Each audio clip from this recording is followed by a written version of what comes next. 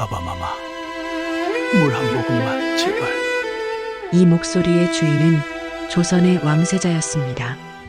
1762년 윤호월 21일 창덕궁 뒷뜰에는 한여름 떼약볕이 내리쬐고 있었고 마당 한복판에는 낡은 나무 상자 하나가 덩그러니 놓여 있었습니다. 쌀을 담는 평범한 뒤주였지만 그 안에는 사람이 들어 있었습니다. 벌써 8일째였습니다. 물 한 모금, 밥 한 톨 들어가지 않은 지 8일이 지났고 좁디 좁은 나무 상자 안에서 무릎조차 제대로 펴지 못한 채 28살의 청년이 죽어가고 있었습니다. 뒤주 안은 칠흑 같은 어둠이어서 낮인지 밤인지 비가 오는지 해가 뜨는지조차 알 수 없었습니다.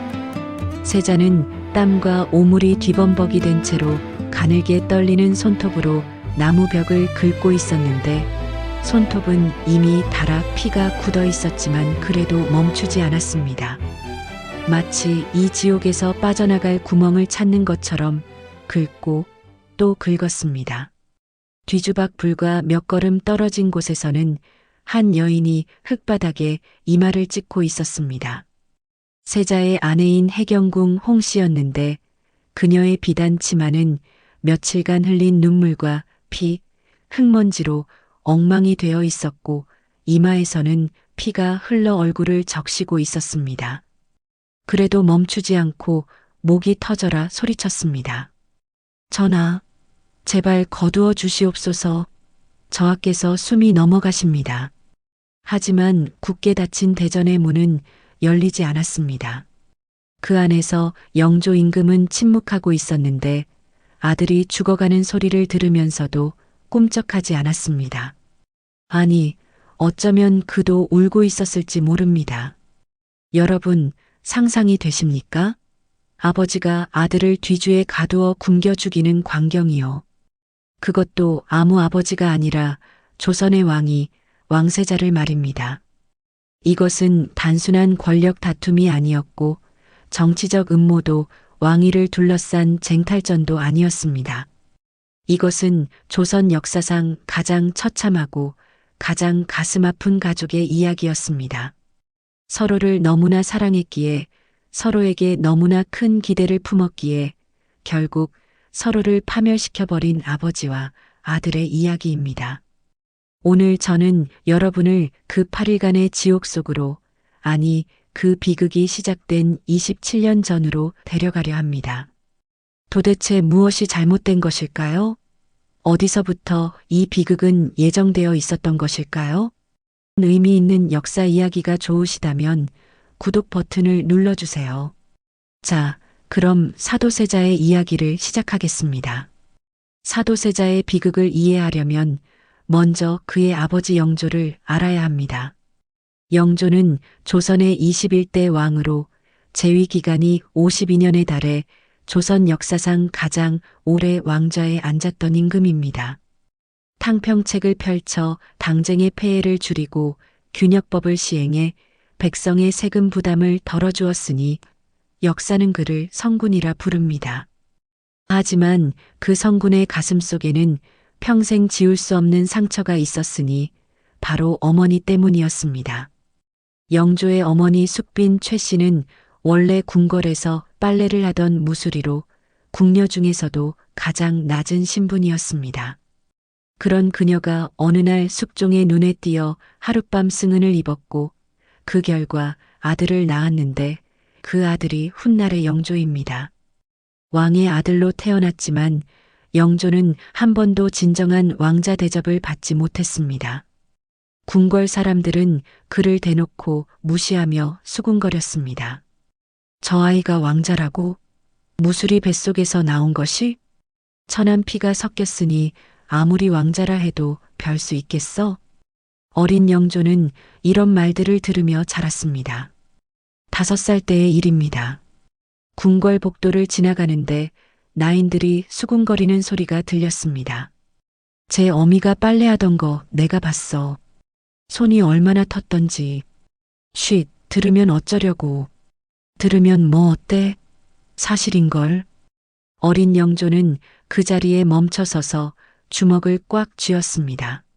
눈물이 차올랐지만 울지 않았고 그날 밤 이를 악물며 다짐했습니다. 두고 봐라. 내가 반드시 증명해 보이겠다. 나는 천하지 않다. 나는 왕의 아들이다. 그때부터 영조는 누구보다 열심히 공부하며 새벽부터 밤까지 책을 놓지 않았고 학문으로 자신의 출신을 뒤집어 엎겠다고 다짐했습니다. 그런데 운명은 그에게 더 큰 시련을 안겨주었습니다. 1724년 영조의 이복형 경종이 재위 4년 만에 갑자기 죽고 30살의 영조가 왕위에 올랐는데 여기까지는 좋았습니다. 문제는 그 후에 생겼으니 경종의 죽음을 둘러싸고 끔찍한 소문이 퍼지기 시작한 것입니다. 영조가 경종을 독살했다. 계장을 올려 형을 죽이고 왕위를 빼앗았다. 사실이 아니었고 경종은 원래 병약했으며 후사도 없어서 영조가 왕위를 계승하는 것은 자연스러운 일이었지만 소문은 걷잡을 수 없이 퍼졌습니다. 특히 영조를 반대하는 소론 세력들이 이 소문을 정치적 공격의 수단으로 적극 퍼뜨렸습니다. 1728년에는 이인좌의 난이 일어났는데 반란군은 깃발을 높이 들고 외쳤습니다. 무수리의 아들이 형을 죽이고 왕이 되었다. 이런 자가 어찌 조선의 왕이 될 수 있단 말이냐. 영조는 간신히 반란을 진압했지만 가슴에는 깊은 상처가 남았고 그 후로 평생 이 트라우마에서 벗어나지 못했습니다. 조정에서 신하들과 논쟁을 벌이다가도 갑자기 울음을 터뜨리며 물었습니다. 내가 정녕 형을 죽인 것이냐? 내가 그런 패륜하란 말이냐? 신하들이 바닥에 엎드려 천만의 말씀이옵니다라고 외쳐도 소용없었습니다. 영조 스스로가 자신을 의심하고 있었으니까요. 그런 영조에게 아들이 없었습니다. 정확히 말하면 아들이 있었지만 일찍 죽었는데 첫째 아들 효장세자는 겨우 10살에 세상을 떠났고 그 후로 7년 동안 영조의 무릎에는 아들이 없었습니다. 40이 넘은 나이는 조선시대 기준으로 노인이나 다름없었고 왕위를 이을 아들 없이 죽으면 핏줄이 끊기고 왕위는 다른 종친에게 넘어갈 터였습니다. 그러면 영조의 정적들은 이렇게 말할 것입니다. 봐라, 형을 죽인 자에게 하늘이 벌을 내린 것이다. 대가 끊긴 것이 그 증거다. 영조는 그것이 두려웠습니다. 자신이 죽은 후에도 형을 죽인 왕이라는 오명이 역사에 남을까봐 두려웠고 그래서 밤마다 기도하며 제발 아들을 점지해 달라고 빌었습니다. 1735년 영조 나이 41에 기적이 일어났습니다. 정월 21일 새벽 창경궁 집복헌에서 아기 울음소리가 터져 나왔으니 후궁 영빈 이씨가 아들을 낳은 것입니다. 영조는 버선발로 집복헌을 향해 달렸는데 정월의 새벽이라 땅은 얼어붙어 발이 시렸지만 느껴지지 않았고 숨이 차올랐지만 멈출 수 없었습니다. 방문을 열고 들어가니 갓 태어난 아기가 산모 곁에 누워 있었는데 쭈글쭈글하고 붉은 얼굴에 아직 탯줄도 채 떨어지지 않은 핏덩이였습니다. 영조는 떨리는 손으로 아기를 받아 안았고 아기가 눈을 떡 감은 눈동자로 아버지를 올려다보는 순간 영조의 눈에서 눈물이 쏟아졌습니다. 굵은 눈물방울이 아기의 베네 저고리를 적시며 떨리는 목소리로 외쳤습니다.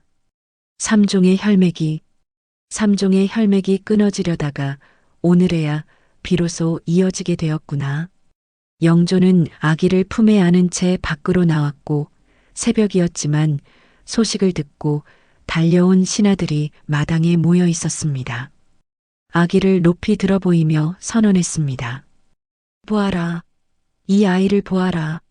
하늘이 내게 내려주신 아들이다. 이 아이가 조선의 미래다. 신하들이 땅에 엎드려 천세를 외쳤습니다. 그날 밤 영조는 잠을 이루지 못하고 아기 곁을 지켰는데 아기의 작은 손이 꿈틀거리자 손가락을 내밀었더니 아기가 그 손가락을 꼭 쥐었습니다. 영조는 눈물을 글썽이며 속삭였습니다. 내 아들아, 내가 태어나길 얼마나 기다렸는지 모른다. 너는 반드시 훌륭한 왕이 되어야 한다. 나를, 우리 가문을, 이 나라를 빛내야 한다. 어린 세자에게 궁궐은 집이 아니라 감옥이었습니다. 왕세자는 태어나자마자 생모에게서 분리되어야 했으니 조선의 법도가 왕세자는 중전히 양육해야 한다고 정해놓았기 때문입니다. 세자를 낳은 영빈 이 씨는 후궁이었기에 자신이 낳은 아들을 멀리서 바라보는 것만 허락되었고 안아줄 수도 젖을 먹일 수도 없었습니다. 영빈 이 씨는 자신의 처소에서 홀로 눈물을 삼켰는데 창문 너머로 세자의 처소가 보였지만 그녀는 그곳에 갈 수 없었고 중얼거릴 뿐이었습니다. 내 아들아, 어미가 곁에 있어주지 못해 미안하구나. 어린 세자가 밤에 울면 달려오는 것은 유모와 상궁들 뿐이었고 낯선 얼굴들이 자신을 돌봤으며 낯선 품에서 잠들어야 했습니다. 세자가 겨우 말을 배웠을 때 처음 한 말이 어마마마 였지만 그가 부른 어마마마는 자신을 낳아준 영빈 이 씨가 아니라 형식적으로 어머니 역할을 하는 중전이었습니다. 한 달에 몇 번 영빈 이 씨는 잠깐씩 아들을 볼 수 있었는데 그때마다 아들의 손을 잡고 얼굴을 어루만지며 말했습니다. 많이 컸구나. 어마마마 왜 울어요? 어미가 기뻐서 그런 것이다. 하지만 시간이 되면 다시 떨어져야 했습니다. 어마마마 가지 마요. 나랑 더 있어요. 어린 세자가 어머니의 치맛자락을 붙잡았지만 상궁이 그 손을 풀어야 했습니다. 세자가 울음을 터뜨리고 영빈 이 씨도 눈물을 참지 못했지만 돌아서야 했으니 어린 세자는 어머니가 왜 자신과 함께 살지 않는지 이해할 수 없었습니다. 세자가 2살이 되던 해의 일입니다. 영조가 세자를 무릎에 앉히고 글자를 가르치고 있었는데 벽에는 사치할 치자가 크게 써 있었습니다. 세자야, 저 글자가 무슨 뜻인지 아느냐? 2살짜리 아이에게 한자의 뜻을 묻는 것 자체가 무리한 질문이었건만 세자는 잠시 생각하더니 고사리 같은 손으로 자신의 옷소매를 가리키며 대답했습니다. 이것은 무명옷이라 사치가 아니고 저것은 비단옷이라 사치입니다. 영조의 눈이 휘둥그레졌습니다. 뭐라고? 다시 말해보거라. 세자가 같은 대답을 반복하자 세자를 번쩍 들어올리며 외쳤습니다. 신하들아 들었느냐? 내 아들이 2살에 사치와 검소를 구별한다. 하늘이 내려주신 영재로다. 신하들이 바닥에 엎드려 경탄했습니다. 하지만 여러분 잠시 생각해 보십시오. 2살짜리 아이가 정말로 사치라는 개념을 이해했을까요? 아마 아니었을 겁니다. 세자는 그저 아버지의 표정을 읽었던 것이고 아버지가 어떤 대답을 원하는지 어떻게 해야 아버지가 웃는지를 본능적으로 알아챈 것입니다. 그날 이후로 세자는 아버지의 눈치를 보는 법을 배웠으니 이렇게 대답하면 아버지가 웃으신다. 저렇게 행동하면 아버지가 칭찬해 주신다는 것을 2살배기가 이미 터득한 것입니다. 2살 아이가 연기를 시작한 것이고 그것이 이 비극의 씨앗이었습니다. 세자가 4살이 되던 해 본격적인 제왕 교육이 시작되었는데 영조가 직접 세자의 일과표를 짰고 그 일정은 성인도 버티기 힘든 것이었습니다. 새벽 4시 궁궐 전체가 아직 어둠에 잠겨 있는 시각에 4살배기 세자는 눈을 떠야 했습니다. 보모 상궁이 촛불을 들고 들어왔습니다. 저하 기상하실 시각이옵니다. 세자는 눈을 비비며 일어났는데 이불 속이 따뜻해서 조금만 더 자고 싶었지만 불평하지 않고 벌떡 일어나 세수를 하고 책상 앞에 앉았습니다.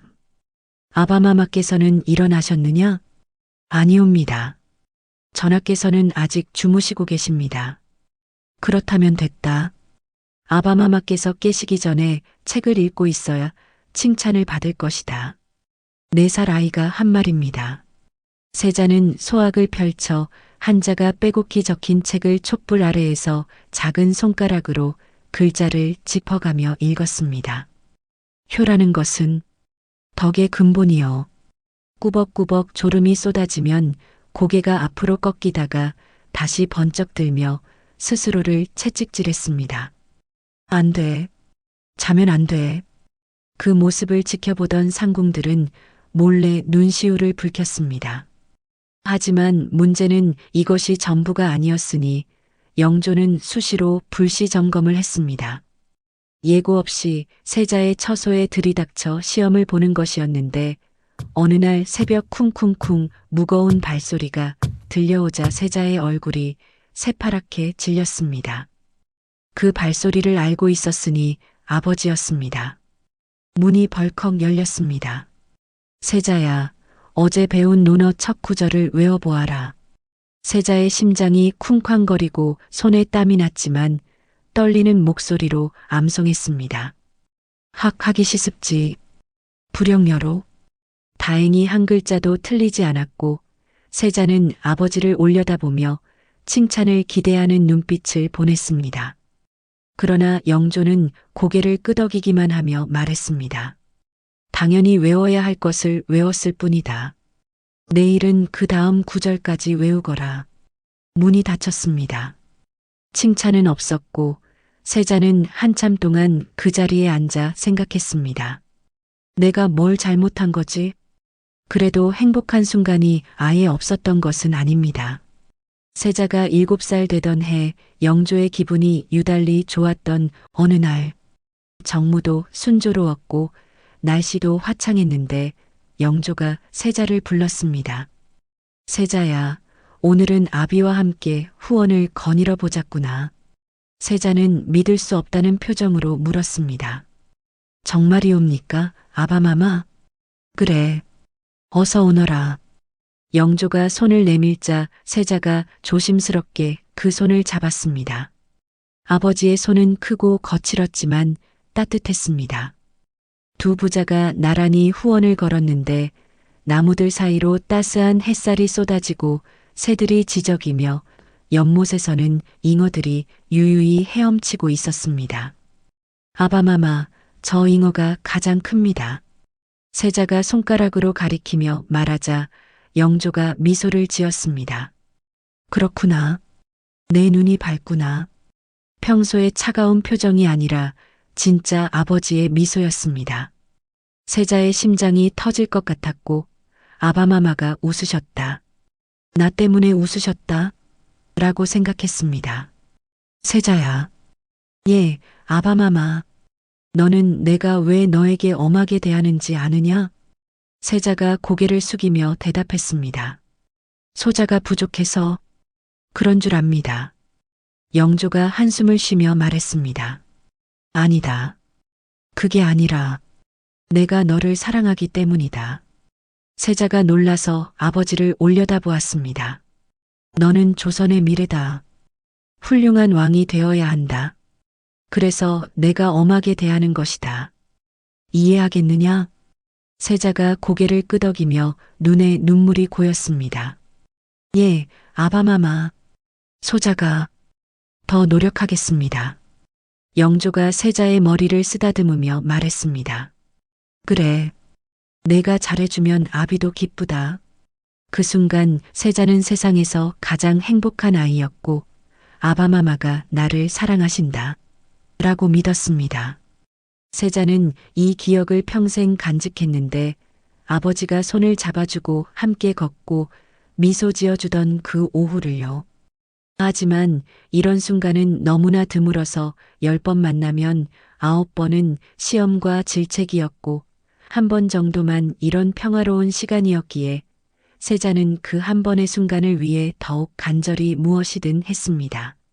세자가 자라면서 영조는 점점 불안해지기 시작했는데 문제는 세자의 성향이었습니다. 세자는 아버지를 전혀 닮지 않았습니다. 영조는 학문을 사랑해서 책 읽기를 즐기고 유교 경전을 논하며 밤새 신하들과 토론하는 것이 낙이었고 검소함을 최고의 덕목으로 여겨 화려한 것을 싫어했습니다. 그런데 세자는 달랐으니 책상 앞에 앉아 있는 것을 싫어하고 가만히 앉아서 글을 읽으면 몸이 근질근질했으며 대신 몸을 움직이는 것을 좋아했습니다.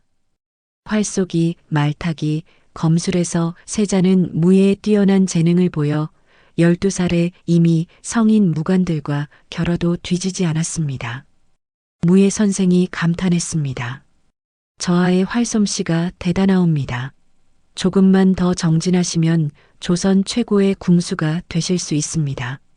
세자의 눈이 반짝이며 물었습니다. 정말이요?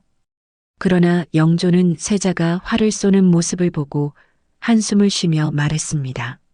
세자가 저렇게 무예에 빠져서 되겠느냐? 왕은 문으로 다스려야 한다. 무에 능한 것은 장수의 덕목이지 왕의 덕목이 아니다. 또한 세자는 예술을 사랑해서 그림을 그릴 때면 붓을 들고 종이 위에 산수를 그리며 시간 가는 줄 몰랐고 그의 그림은 섬세하고 아름다웠습니다. 글씨도 잘 써서 필체가 유려하고 힘이 있었으며 무엇보다 손재주가 뛰어나 나무를 깎아 인형, 장난감, 작은 가구까지 온갖 것을 만들었습니다. 하지만 영조는 이런 세자의 재능을 인정하지 않고 꾸짖었습니다. 세자가 손재주를 부리면 장인의 기질이다. 왕이 될 자가 천한 기술에 빠져서 되겠느냐? 세자는 아버지 앞에서는 이런 것들을 숨기고 자신의 진짜 모습을 감추며 아버지가 원하는 모습을 연기해야 했는데 그것은 자신을 서서히 죽이는 일이었습니다. 1744년 세자가 10살이 되던 해 그의 인생에 한 줄기 빛이 들어왔으니 바로 빈궁간택이었습니다. 세자의 아내를 고르는 자리에 전국의 양반 가문에서 어린 규수들이 궁궐로 모여들었고 삼간택을 거쳐 최종 후보들만 남았습니다. 그 중에 풍산 홍씨 가문의 딸 홍씨가 있었는데 나이는 세자와 같은 10살이었습니다. 최종 간택일에 영조가 직접 후보들을 살펴보았고 어린 규수들이 떨리는 마음으로 왕 앞에 섰는데 대부분 긴장해서 눈도 제대로 뜨지 못했습니다. 그런데 홍씨는 달랐으니 어린 나이에도 눈빛이 맑고 침착했으며 떨지 않고 바른 자세로 앉아 있었습니다. 영조의 눈이 홍씨에게 멈추었습니다. 내 이름이 무엇이냐? 홍씨라 하옵니다. 전하. 목소리도 또렷했습니다. 두려운 마음은 없느냐? 대궐에 들어와 왕을 보는 것이 어린 것에게는 무서울 법도 한데 두렵사옵니다. 전하. 하오나 두려움을 다스리는 것이 사람의 도리라 배웠사옵니다. 영조의 눈이 빛나며 말했습니다. 허허, 담대한 아이로구나. 저 아이로 정하겠다. 그렇게 10살의 홍씨는 세자빈으로 간택되었습니다. 화려한 가례가 끝나고 첫날 밤이 찾아왔는데 신방에 두 아이가 마주 앉았습니다. 10살짜리 신랑과 신부 사이에 어색한 침묵이 흘렀고 부부가 되었다는 것 자체가 아이들에게는 이해하기 어려운 일이라 그저 낯선 방에서 낯선 사람과 마주 앉아 있을 뿐이었습니다. 세자가 먼저 입을 열었습니다. 많이 피곤하지요? 예. 가래 절차가 너무 길어서요. 나도 다리가 아팠소. 잠시 침묵이 흘렀습니다. 저 무서워요. 홍씨가 작게 떨리는 목소리로 말했는데 아무리 침착한 아이라도 부모 곁을 떠나 낯선 궁궐에 혼자 남겨진 것이 두려웠던 것입니다.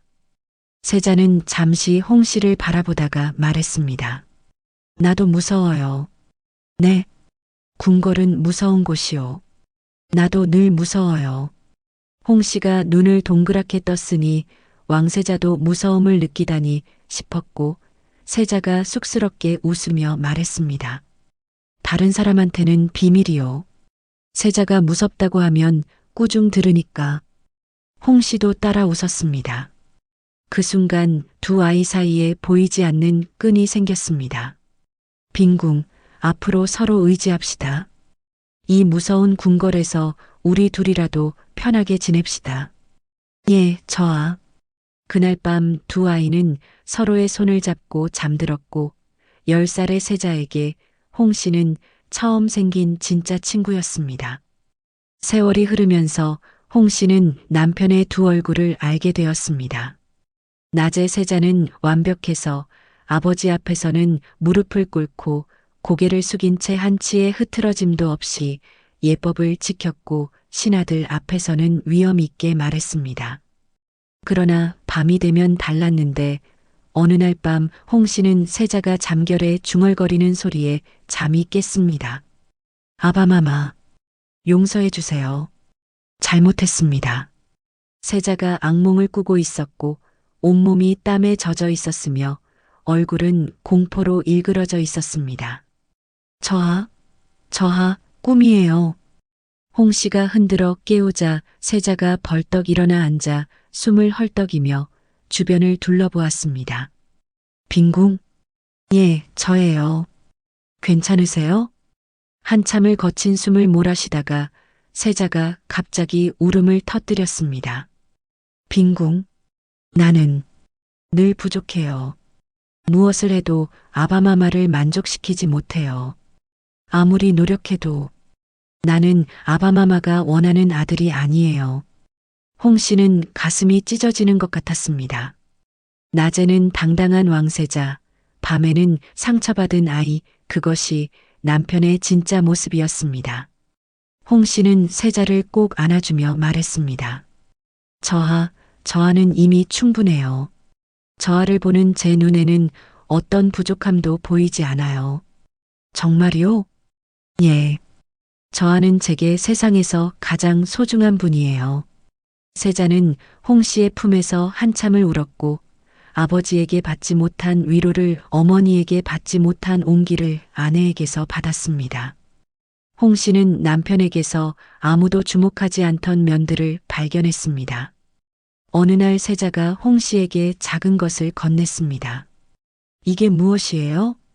받아보니 나무로 깎은 작은 참새였는데 깃털 하나하나까지 섬세하게 조각되어 있었습니다. 제가 만들었소. 빈궁에게 주려고.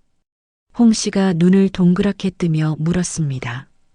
저하께서 직접 만드신 거예요? 그렇소. 마음에 두오.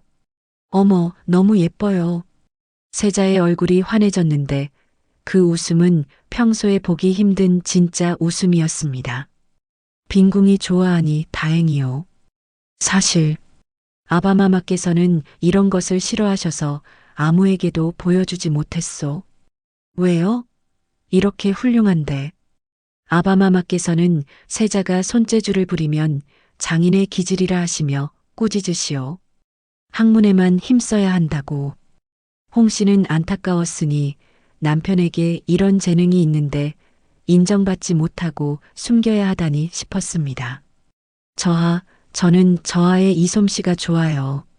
앞으로도 제게 많이 만들어주세요. 정말이요? 예. 저하가 만드신 것이라면 무엇이든 소중할 거예요. 세자가 얼굴을 붉혔습니다. 처음으로 자신의 진짜 모습을 인정받는 기분이었고 홍 씨는 그 목각 참새를 평생 간직했으니 세자가 죽은 후에도 늙어서 한중록을 쓸 때에도 그 참새는 그녀의 곁에 있었습니다. 1749년 세자가 15살이 되던 해 봄, 영조가 조정에서 충격적인 발표를 했습니다. 과인의 몸이 쇠약하여 정무를 돌보기 어렵다. 오늘부터 세자에게 대리청정을 명한다. 조정이 술렁였습니다. 15살이면 지금으로 치면 중학교 2학년인데 그런 아이에게 나라를 맡긴다는 것입니다. 좌의정이 조심스럽게 간했습니다. 전하, 세자 저하께서 아직 너무 어리시옵니다. 조금 더 학문을 익히시고 나서 대리청정을 하셔도 늦지 않을 듯 하옵니다. 영조는 단호하게 말했습니다. 내가 그 나이에는 이미 세상 돌아가는 이치를 다 알고 있었다. 세자도 할 수 있을 것이다. 사실 영조의 속내는 복잡했으니 당시 조정은 당쟁으로 피폐해져 노론과 소론이 서로 물고 뜯으며 싸웠고 영조는 이 싸움에 지쳐서 세자를 전면에 내세워 자신은 한 발 물러서고 싶었습니다. 동시에 이것은 세자가 과연 왕의 그릇인지 직접 확인해 보겠다는 시험이기도 했습니다. 대리청정이 시작되자 세자는 매일 아침 조회를 주재했고 처음에는 의욕이 넘쳤습니다. 드디어 내가 무언가를 할 수 있게 되었다. 아바마마께 능력을 보여드릴 기회다. 라고 생각하며 밤잠을 줄여가며 서류를 검토하고 신하들의 의견을 경청하며 나름의 판단을 내렸습니다. 그런데 얼마 지나지 않아 문제가 생기기 시작했습니다. 어느 날 충청도에 가뭄이 들었다는 보고가 올라왔습니다. 백성들이 굶주리고 있사옵니다. 조치가 필요하옵니다. 세자는 즉시 결정을 내렸습니다. 창고의 곡식을 풀어 백성을 구제하라. 자비로운 결정이었고 신하들도 고개를 끄덕였습니다. 그런데 그 소식을 전해 들은 영조가 세자를 부르며 차가운 목소리로 물었습니다. 내가 국고의 곡식을 풀었다고? 예, 아바마마. 백성들이 굶주리고 있어서. 어린 것이 뭘 안다고 독단적으로 결정하느냐? 나라의 재정 형편을 생각은 해봤느냐? 왜 먼저 나에게 아뢰지 않았느냐? 세자의 얼굴이 하얗게 질렸습니다. 죄송합니다. 아바마마. 세자는 그렇구나. 큰일을 결정하기 전에는 반드시 아바마마께 먼저 여쭤야 하는구나라고 교훈을 얻었다고 생각했습니다. 며칠 후 경상도 관찰사가 지방 수령을 탄핵하는 장계를 올렸는데 이번에는 신중하게 세자가 직접 영조를 찾아갔습니다. 아바마마 경상도에서 장계가 올라왔사옵니다. 어떻게 처리하면 좋겠사옵니까? 그런데 영조의 반응이 달랐습니다. 그런 사소한 것까지 일일이 나에게 묻느냐? 내가 대리청정을 하는 것이냐? 내가 하는 것이냐? 스스로 판단하지 못하면서 무슨 세자냐? 세자는 머리가 하얘졌으니 독자적으로 결정하면 건방지다고 혼나고 물어보면 무능하다고 혼나는 어떻게 해도 틀린 상황이었습니다. 심리학에서는 이것을 이중구속이라고 하는데 상충되는 메시지를 동시에 받아서 무엇을 해도 잘못이 되는 상태입니다. 이런 상황이 지속되면 사람은 무력감에 빠지고 결국 정신적으로 무너지는데 15살 소년에게 이런 이중구속이 매일 반복되었습니다. 대리청정 3년째가 되자 세자의 상태가 눈에 띄게 나빠지기 시작했는데 조회를 주재할 때 갑자기 말을 잊어버리고 멍하니 서 있는 일이 생겼고 밤에는 악몽을 꾸며 소리를 질렀으며 낮에도 멀쩡하다가 갑자기 눈물을 흘렸습니다. 어느 날 영조가 불시에 조회에 나타났습니다. 세자야, 어디 한번 정사를 처리하는 것을 보자. 세자의 얼굴이 새파랗게 질리고 심장이 미친 듯이 뛰며 손이 떨리기 시작했습니다. 그러하시옵니다. 아바마마. 더듬거리며 서류를 들려고 했는데 손이 말을 듣지 않았습니다. 서류가 바닥에 떨어졌습니다. 이게 무슨 꼴이냐? 영조가 호통을 치자 신하들이 모두 보는 앞에서 세자는 고개를 숙인 채 눈물을 참았습니다. 얼굴이 귀까지 붉어졌고 그날 밤 세자는 자신의 방에서 벽을 치며 울부짖었습니다. 내가 뭘 어떻게 해야 하는 거야? 대체 어떻게 해야 아바마마가 만족하시는 거야?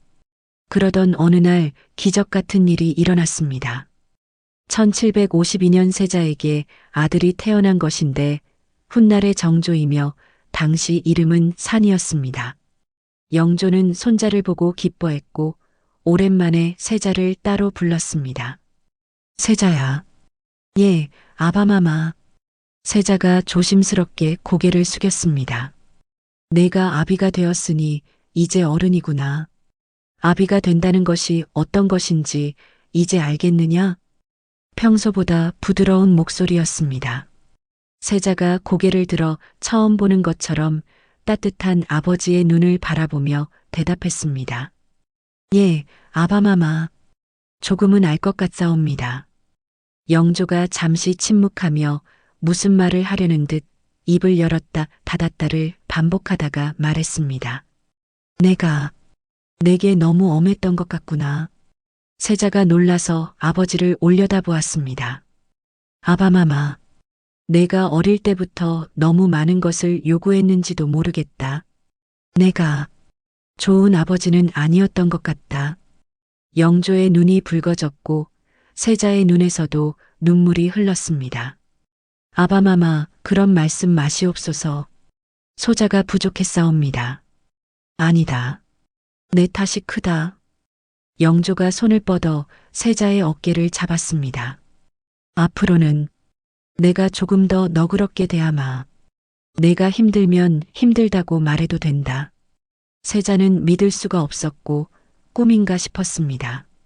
아바마마, 그래. 우리 다시 시작해보자. 세자는 아버지 앞에 엎드려 절을 올리며 눈물을 쏟았고 드디어 아바마마와 화해할 수 있는 건가 라고 생각했습니다. 그러나 그 화해는 오래가지 못했습니다. 며칠 후 세자의 외척, 그러니까 어머니 영빈 이씨 쪽 친척 중 한 명이 뇌물수수로 적발되었고 영조는 경로했습니다. 세자의 외척이 이런 짓을 저지르다니, 이것이 세자를 가르친 결과냐? 세자가 황급히 달려가 사죄했습니다. 아바마마, 소자가 잘못했사옵니다. 외척을 잘 단속하지 못한 소자의 잘못이옵니다. 영조는 들으려 하지 않았습니다. 닥쳐라. 내가 뭘 잘못했는지 알기나 하느냐. 그 후로 영조는 다시 예전처럼 변했고, 아니, 더 심해졌습니다. 세자를 볼 때마다 차갑게 대하고 대화를 피했으며 마치 며칠 전에 화해가 없었던 것처럼 굴었습니다. 세자는 무너졌고 역시 안 되는구나. 아무리 노력해도 나는 아바마마께 인정받을 수 없구나. 라고 절망했습니다. 그때부터 세자의 증세가 급격히 악화되기 시작했습니다. 1755년경부터 세자에게 기이한 증세가 나타났습니다. 바로 의대증이었습니다. 옷을 입지 못하는 병이었는데 처음에는 미미한 징조였습니다. 아버지를 뵈러 가기 위해 관복을 입으려 할 때 세자의 손이 미세하게 떨렸습니다. 저하, 어서 관복을 입으셔야 합니다. 전하께서 기다리고 계십니다. 상궁이 화려한 비단 관복을 펼쳐들었습니다. 세자는 그 옷을 바라보았습니다. 그리고 한 발 뒤로 물러섰습니다. 저하? 싫다. 예, 그 옷 입기 싫다. 상궁이 당황했습니다. 저하, 전하께서 기다리고 계십니다. 어서. 싫다고 했다. 세자가 갑자기 소리를 질렀습니다. 상궁이 놀라서 뒤로 물러섰고 세자는 거친 숨을 몰아쉬며 방 한구석으로 물러났습니다. 마치 옷이 무서운 괴물인 것처럼. 며칠 후 증세는 더 심해졌습니다. 아침이었고 세자가 조회에 참석해야 했습니다. 상궁들이 조심스럽게 관복을 가져왔는데 세자는 옷을 보자마자 눈이 충혈되었습니다. 안 돼. 세자가 옷을 낚아채더니 양손으로 잡아 찢기 시작했습니다. 화려한 비단이 갈기갈기 찢어졌습니다. 저하, 무슨 일이십니까? 상궁들이 비명을 질렀지만 세자는 듣지 못했습니다. 귀에 아무 소리도 들리지 않았고 그저 옷을 찢어야 한다는 충동만 있었습니다. 찢고 또 찢었습니다. 옷이 다 찢어지자 세자는 그 조각들을 모아 불에 던져버렸습니다. 타오르는 불꽃을 바라보며 세자는 거친 숨을 몰아쉬었고 그제야 조금 숨을 쉴 수 있었습니다. 해경궁 홍씨는 훗날 한중록에 이렇게 기록했습니다. 세자께서 옷을 입으시려다가 갑자기 소리를 지르시며 옷을 갈기갈기 찢어 불태우셨다. 옷 한 벌을 입으시려면 수십 벌의 옷을 미리 지어 놓아야 했다. 왜 세자는 옷을 입지 못했을까요? 어느 날 밤 홍 씨가 세자에게 조심스럽게 물었습니다. 저하, 왜 옷 입는 것을 그토록 두려워하시는 것이에요? 세자는 한참을 침묵했습니다. 그리고 떨리는 목소리로 대답했습니다. 옷을 입으면 아바마마를 베어야 해. 아바마마를 베면 또 혼날 거야. 또 실망스럽다는 말씀을 들을 거야. 그 차가운 눈빛을 또 봐야 해. 세자의 눈에서 눈물이 흘렀습니다. 빈궁, 나는 그 눈빛이 너무 무서워. 관복은 단순한 옷이 아니었습니다. 세자에게 관복은 아버지를 만나러 가야 한다는 신호였습니다. 관복을 입는다는 것은 아버지 앞에 선다는 것이고, 아버지 앞에 선다는 것은 또다시 시험받고 질책받고 실망스럽다는 눈빛을 견뎌야 한다는 것이었습니다. 세자의 몸이 그것을 거부한 것이고, 마음이 견디지 못하니 몸이 비명을 지른 것입니다. 세자의 방 문짝에는 손톱으로 긁은 자국이 선명하게 남아 있었습니다. 발작이 일어날 때마다 세자는 벽과 문을 긁어댔는데 손톱이 다 닳도록 피가 나도록 긁었습니다. 마치 어딘가에서 탈출하려는 것처럼. 그러나 그가 탈출하고 싶었던 곳은 방이 아니었습니다. 그것은 아버지의 기대라는 감옥, 완벽해야 한다는 강박의 감옥, 무엇을 해도 인정받지 못하는 절망의 감옥이었습니다. 의대증만이 전부가 아니었습니다. 세자는 점점 더 기이한 행동을 하기 시작했는데 한밤중에 홀로 궁궐을 배회하며 발소리를 죽이고 어둠 속을 걸어 다녔습니다. 아무도 없는 방에서 혼잣말을 중얼거렸습니다. 안 돼. 그러면 안 돼. 내가 뭘 잘못했느냐고. 내관이 조심스럽게 물었습니다. 저하, 누구와 말씀하시는 것이옵니까? 세자가 고개를 돌렸는데 눈이 풀려 있었습니다. 응? 아무것도 아니다. 어느 날은 궁궐 뒤뜰에 땅을 파기 시작했습니다. 밤새 삽을 들고 땅을 팠습니다. 저하, 무엇을 하시는 것이옵니까? 홍 씨가 달려왔습니다. 세자가 고개를 들었는데 얼굴에 흙이 묻어 있었습니다. 무덤을 파는 것이요. 무덤이라니요? 내가 죽으면 여기에 묻혀야겠소. 25살 청년의 입에서 나온 말이었습니다. 그 무렵부터 세자는 폭력적으로 변했습니다. 사소한 일에도 화를 내고 소리를 질렀으며 내관이나 궁녀가 조금이라도 실수하면 물건을 집어 던졌습니다. 어느 날은 내관이 차를 올리다가 실수로 쏟았는데 세자가 그 자리에서 내관을 때렸습니다. 이놈이 감히. 이런 일이 반복되었고 궁인들은 세자를 두려워하기 시작했으며 세자의 처소에 배치되는 것을 꺼렸습니다. 홍 씨는 남편의 변화가 두려웠습니다. 예전에 다정하고 섬세했던 남편은 어디로 간 것일까요? 저하, 제발 진정하세요. 빈궁은 나가 있으시오. 나 혼자 있고 싶소. 세자가 소리쳤고 홍 씨는 눈물을 흘리며 물러났습니다. 세자의 비극 뒤에는 정치가 있었습니다. 당시 조선은 노론과 소론, 두 정파가 치열하게 대립하고 있었습니다. 노론은 영조의 정통성을 인정하는 세력이었고 영조가 왕위에 오르는데 공을 세웠으며 영조의 측근으로 권력을 누렸습니다.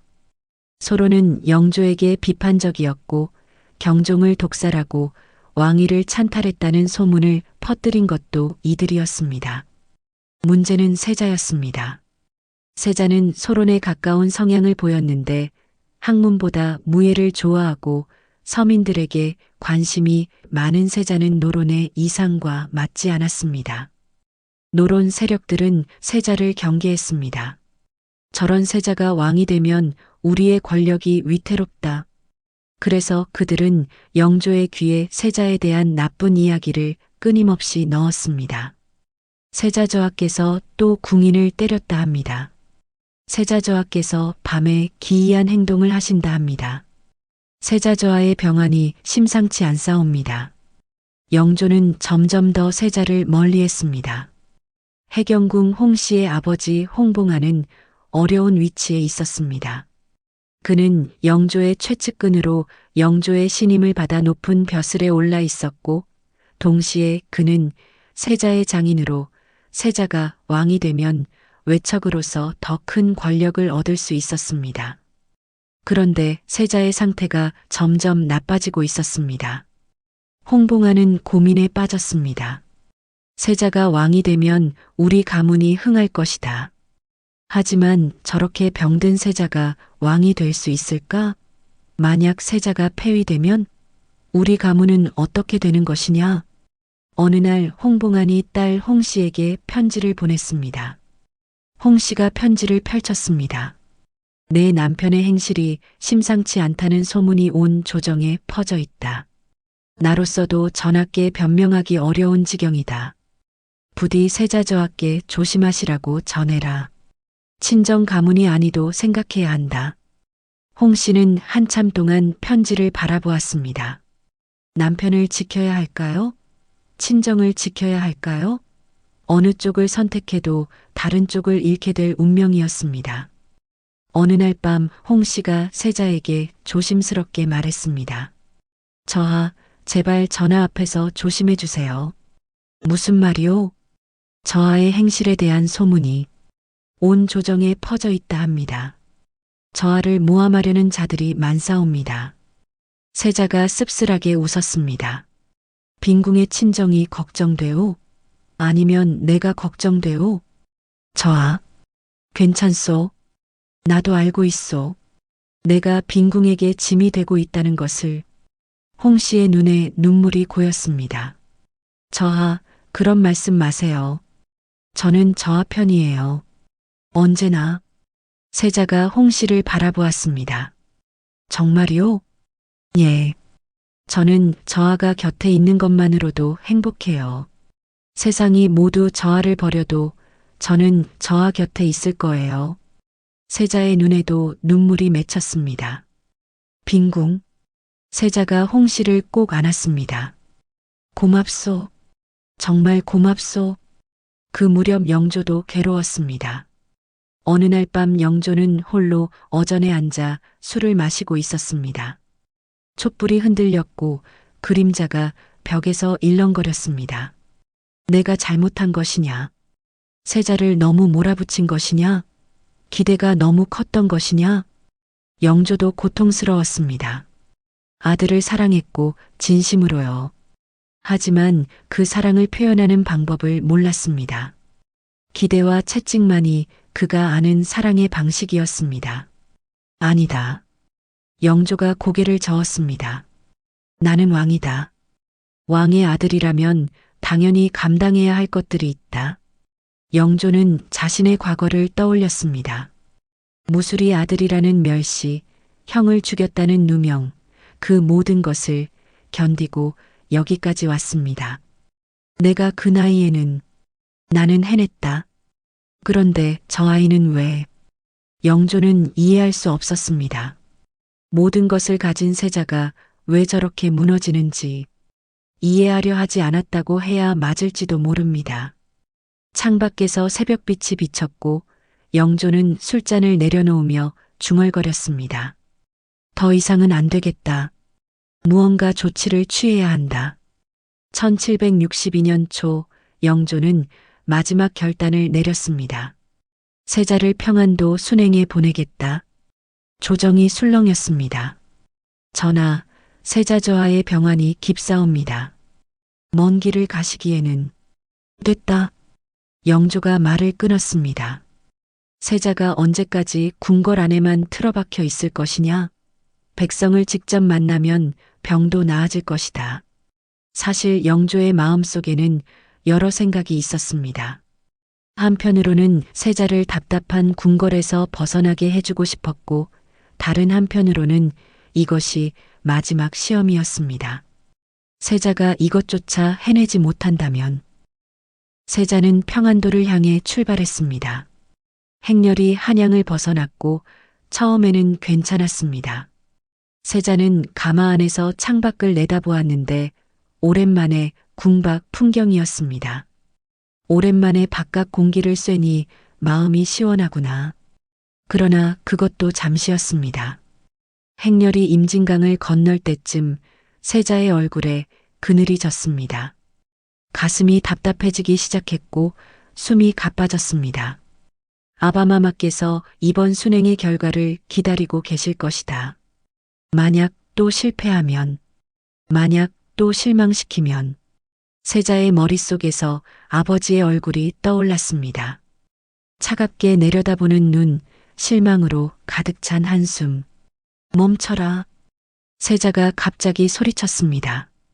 당장 멈춰. 행렬이 멈추었고 내관이 가마문을 열었습니다. 저하, 무슨 일이? 세자가 가마에서 비틀거리며 나왔는데 얼굴이 새파랗게 질려 있었고 온몸이 땀에 젖어 있었습니다. 숨이 막혀. 세자가 길바닥에 주저앉았습니다. 돌아가야 해. 당장 궁으로 돌아가야 해. 저하, 아직 개성에도 당도하지 않았사옵니다. 안 돼. 세자가 비명을 질렀습니다. 안 돼. 나는 더 이상 못 가. 여기가 어디야? 호위 무사들이 어쩔 줄 몰라 했습니다. 조선의 왕세자가 흙바닥에 앉아 공포에 떠는 모습, 그것은 그들이 처음 보는 광경이었습니다. 세자는 결국 개성에도 닿지 못하고 한양으로 되돌아왔습니다. 이 소식이 영조에게 전해졌고 영조는 한참 동안 아무 말도 하지 않았습니다. 그저 창밖을 바라보았습니다. 이제는 더 이상 희망이 없구나. 영조의 눈에서 눈물이 흘렀는지 빛이 반짝였습니다. 1762년 윤호월 한 남자가 영조에게 밀봉된 서신을 올렸습니다. 나경원이라는 자였는데 본래 미천한 신분이었지만 노론 강경파와 연결이 있었습니다. 그들이 나경원을 앞세워 세자를 공격하려 한 것입니다. 영조가 서신을 펼쳤습니다. 읽어내려가던 그의 얼굴이 점점 일그러졌습니다. 서신의 내용은 충격적이었습니다. 세자 저하께서 궁궐 내에 무덤을 파고 전하를 저주하고 있사옵니다. 세자 저하께서 역모를 꾸미고 있다는 소문이 있사옵니다. 세자 저하께서 궁인들을 함부로 죽이고 있사옵니다. 영조의 손이 떨렸습니다. 나를 저주한다고? 영조의 가장 깊은 두려움이 건드려졌습니다. 형 경종을 죽이고 왕위에 올랐다는 트라우마, 자신도 누군가에게 죽임을 당할 수 있다는 공포, 그 공포가 되살아났습니다. 사실 나경원의 고변에는 과장과 조작이 섞여 있었습니다. 세자가 무덤을 판 것은 사실이었지만 그것은 아버지를 저주하려는 것이 아니라 답답한 마음을 달래려는 기행이었을 뿐입니다. 세자가 궁인들에게 폭력을 휘두른 것도 사실이었지만 역모를 꾸몄다는 것은 근거 없는 무고였습니다. 그러나 영조는 냉정하게 판단할 수 없었습니다. 평생의 트라우마가 그의 눈을 가렸습니다. 세자가 나를 죽이려 한다? 내가 경종에게 그랬던 것처럼? 영조의 머릿속에서 공포가 모든 이성을 삼켜버렸습니다. 윤호월 13일 영조가 세자를 불렀습니다. 대전 마당에 세자가 무릎을 꿇었고 영조의 얼굴이 무섭게 일그러져 있었습니다.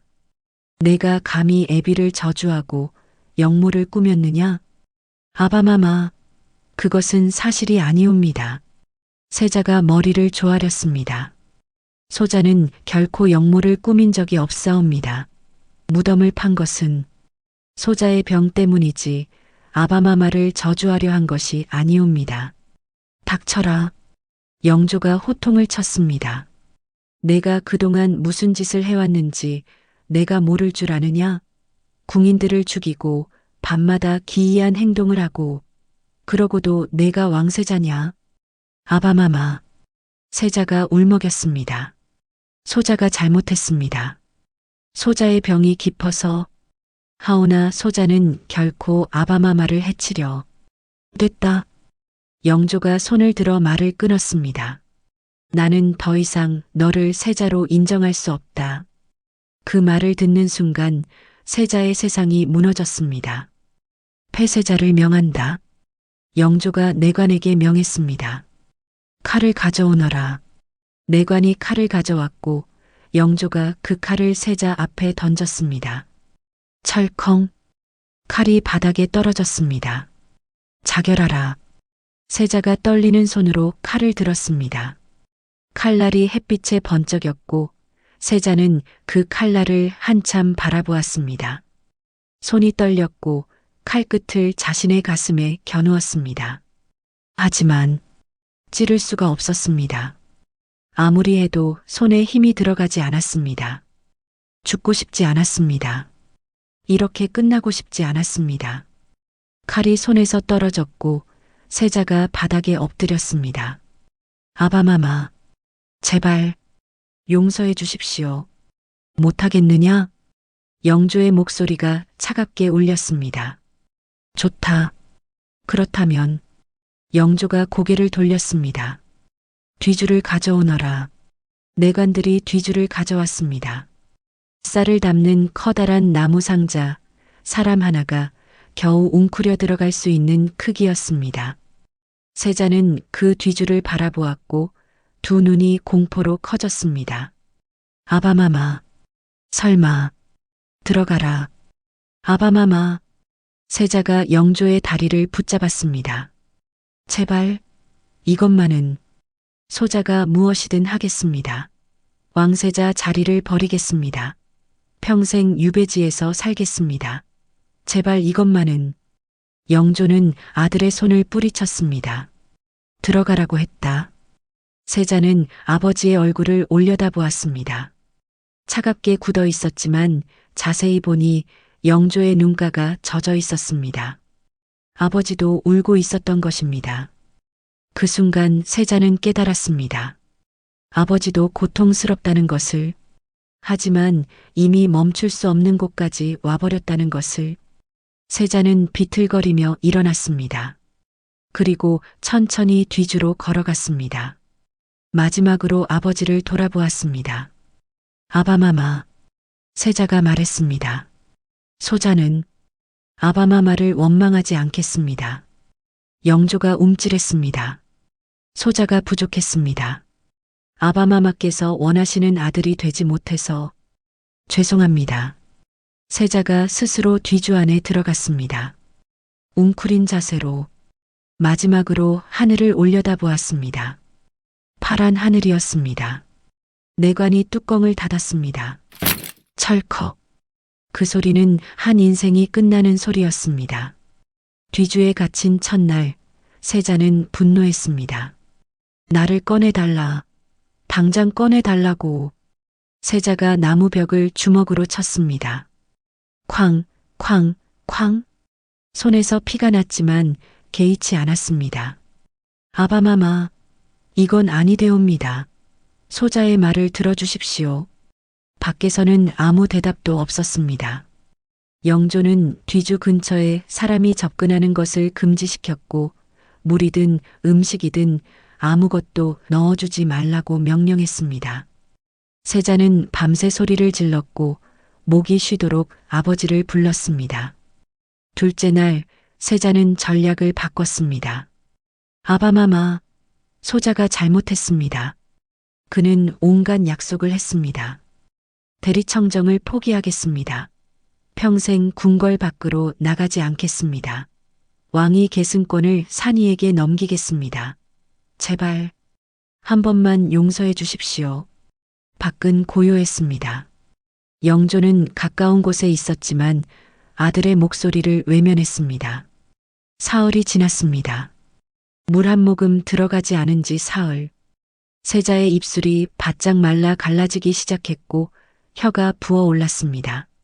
물 한 모금만. 세자는 더 이상 소리를 지를 힘도 없었습니다. 살기 위해 자신의 소변을 받아 마셨는데 역겨웠지만 살아야 했습니다. 뒤주밖에서 울부짖는 소리가 들렸습니다. 홍씨였습니다. 전하, 제발 문을 열어주십시오. 저하께서 죽어가고 있사옵니다. 그녀는 물을 담은 그릇을 들고 뒤주 앞까지 왔지만 내관들이 막아섰습니다. 마마, 전하의 엄명이옵니다. 뒤주에 손 떼면 안 된다 하셨습니다. 제발 물 한 모금만이라도.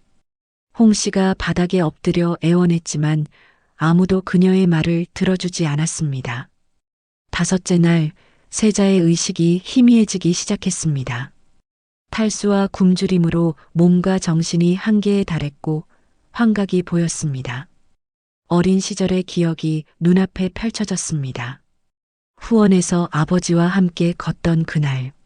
세자야, 저 잉어가 참 크구나. 예, 아바마마. 아버지가 웃고 있었습니다. 아바마마. 세자가 허공에 손을 뻗었지만 손에 닿는 것은 차가운 나무 벽뿐이었습니다. 환각이 바뀌었고 어머니 영빈 이씨가 보였습니다. 내 아들아, 어미가 미안하구나. 어마마마. 눈물이 흘러야 했지만 흐르지 않았습니다. 몸에 수분이 남아있지 않았습니다. 일곱째 날 세자는 더 이상 소리를 내지 않았습니다. 더 이상 벽을 두드리지 않았습니다. 그는 조용히 웅크린 채 자신의 인생을 되돌아보았습니다. 나는 왜 태어났을까? 아버지가 원하는 아들이 되려고 그토록 노력했는데 결국 이렇게 끝나는구나. 세자는 아들을 생각했습니다. 10살 난 아들 산아, 아비처럼 살지 마라. 너는 내 방식대로 살아라. 행복해야 한다. 세자는 아내를 생각했습니다. 빈궁, 미안하오. 그대만은 나를 끝까지 믿어주었는데 다음 생에는 그대에게 더 잘해주겠소. 1762년 윤호월 21일 뒤주에 갇힌 지 8일째. 한낮에 뙤약볕이 뒤주 위로 내리쬐었고 나무 상자 안은 찜통처럼 뜨거웠습니다. 세자는 거의 움직이지 못했는데 탈수와 기아, 열사병으로 몸이 한계에 달했습니다. 그의 입술이 달싹거렸습니다. 아무 소리도 나오지 않았지만 입모양은 분명했습니다. 어마마마, 어마마마, 저 데리러 오세요. 그리고 마지막으로 아바마마, 랑합니다. 그것이 마지막이었습니다. 오후 뒤주 안에서 더 이상 아무 소리도 들리지 않았습니다. 해질 무렵 내관이 영조에게 보고했습니다. 전하, 뒤주에서 더 이상 소리가 들리지 않는다 하옵니다. 영조의 얼굴에서 핏기가 싹 가셨습니다. 뚜껑을 열어라. 내관들이 뒤주 뚜껑을 열었습니다. 그리고 비명을 삼켰습니다. 말라비틀어진 시신이 웅크린 채 놓여 있었고 손톱은 다 닳아 피가 굳어 있었으며 얼굴은 형체를 알아보기 어려울 정도로 야위어 있었습니다. 영조가 비틀거리며 다가왔습니다. 세자야. 영조가 아들의 시신을 끌어안았습니다. 가볍게 마른 몸이 품에 안겼습니다. 세자야. 세자야. 영조의 입에서 오열이 터져 나왔습니다. 내가 무슨 짓을 한 것이냐? 늙은 왕이 아들의 시신을 안고 울부짖었고 그 소리가 궁궐 전체에 울려 퍼졌습니다. 영조는 아들에게 사도라는 시호를 내렸습니다. 생각하면 슬프다는 뜻이었습니다. 생각하면 슬프다. 생각하면 슬프다. 아들을 죽인 아버지가 스스로 붙인 이름이었고 그 이름 속에는 영조의 후회가, 고통이, 자책이 담겨 있었습니다. 영조는 그 후로 15년을 더 살았지만 밤마다 악몽에 시달렸습니다. 꿈속에서 아들이 나타났습니다. 아바마마, 왜 저를 죽이셨습니까? 아바마마, 물 한 모금만 주세요. 영조는 악몽에서 깨어나 소리를 질렀습니다. 세자야, 용서해다오. 하지만 용서를 구할 대상은 이미 이 세상에 없었습니다. 세자가 뒤주에 갇히던 그날 11살의 소년이 그 광경을 목격했습니다. 세자의 아들 산이었습니다. 훗날의 정조. 아버지. 산이 달려가려 했지만 내관들이 그를 붙잡았습니다. 새손자 안 됩니다. 아버지, 아버지. 산이 울부짖었지만 아무것도 할 수 없었습니다. 뒤주 뚜껑이 닫히는 것을 지켜보는 것밖에, 아버지가 살려달라고 외치는 소리를 듣는 것밖에. 그날의 기억은 산의 마음에 깊이 새겨졌고 평생 지울 수 없는 상처가 되었습니다. 1776년 영조가 승하했고 산이 왕위에 올랐습니다. 정조였습니다. 즉위 첫날 밤 정조는 홀로 창덕궁 뒷뜰을 찾았습니다. 14년 전 뒤주가 놓였던 그 자리, 지금은 잡초만 무성했습니다. 정조는 그 자리에 한참을 서 있었고 달빛이 그의 얼굴을 비추었습니다. 눈물이 흘렀습니다. 아버지. 정조가 무릎을 꿇었습니다. 차가운 땅에 이마를 댔습니다. 아버지, 제가 이제 왕이 되었습니다. 목소리가 떨렸습니다. 아버지께서 받으셨던 누명을 벗겨드리겠습니다. 아버지께서 꿈꾸셨던 나라를 만들겠습니다. 그러니 이제 편히 쉬십시오. 정조는 그 자리에서 밤새 울었습니다. 정조가 왕위에 오르자마자 한 일은 아버지의 명예를 회복시키는 것이었습니다. 사도세자를 장원세자로 추존한다. 장원, 장엄하고 어질다는 뜻이었습니다. 과인의 아버지는 죄인이 아니었다. 병으로 고통받으셨을 뿐이다.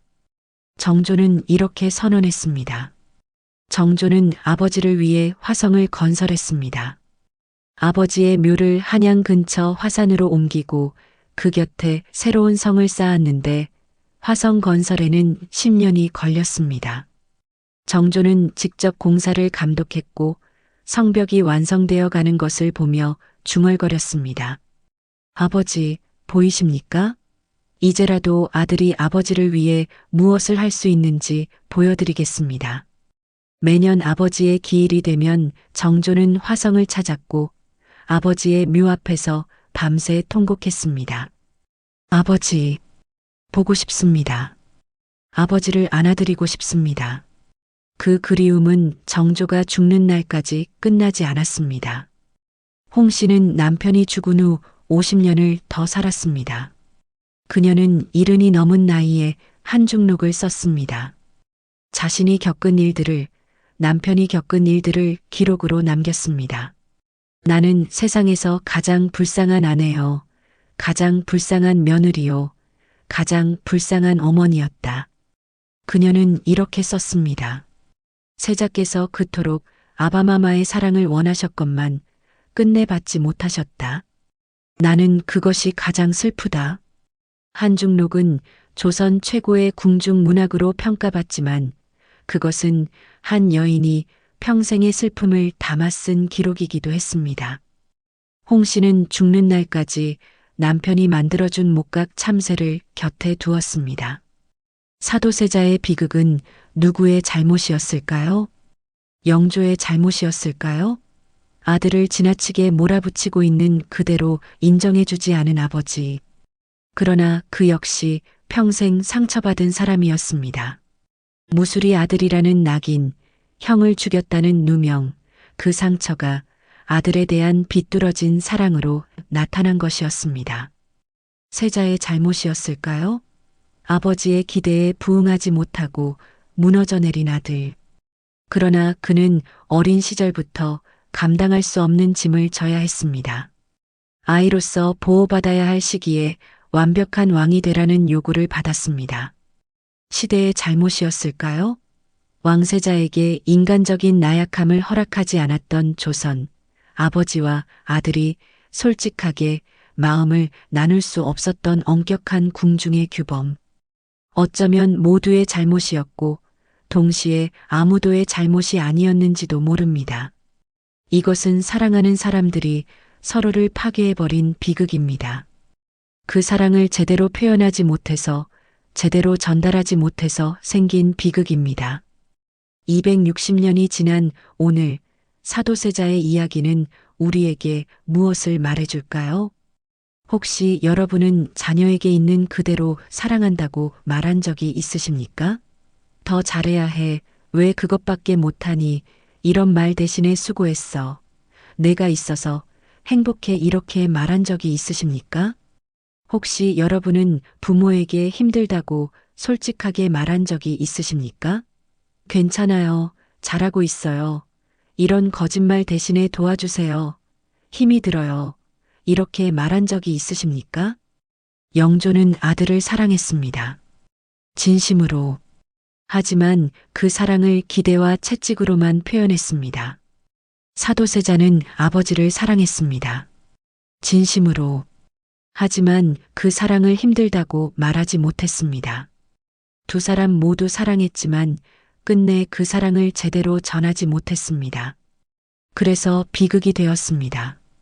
오늘 이 영상을 보시고 가까운 사람에게 연락해 보시는 건 어떨까요? 사랑한다고, 고맙다고, 아직 살아있는 동안 말해 보시는 건 어떨까요? 뒤주속 8일, 그것은 말하지 못한 사랑이 만들어낸 비극이었습니다. 그 비극이 여러분의 삶에서는 되풀이되지 않기를 진심으로 바랍니다. 여기까지 사도세자의 이야기였습니다. 서로를 너무나 사랑했기에, 너무나 기대했기에 결국 서로를 파괴해버린 아버지와 아들. 그들의 이야기가 여러분의 마음에 오래도록 남기를 바랍니다. 끝까지 함께 해주셔서 고맙습니다. 이런 우리 역사의 진실한 이야기들을 계속 전해드리고 싶습니다. 구독과 좋아요로 응원해주시고 소중한 분들과도 함께 나눠주세요. 다음 이야기에서 또 뵙겠습니다.